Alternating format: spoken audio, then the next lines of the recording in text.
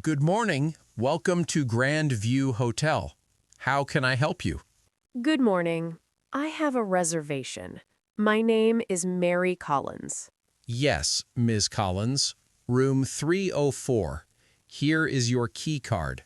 The room is too small. I don't like it. I'm sorry to hear that. Would you like a different room? Yes, and the elevator is too slow. I waited 5 minutes. I apologize for that. Let me move you to room 512.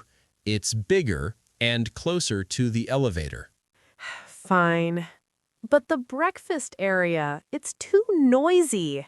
We have a quiet section near the window. I can reserve a table for you every morning.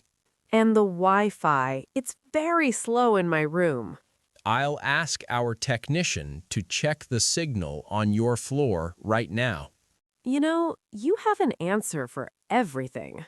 That's my job, Ms. Collins. I want your stay to be perfect.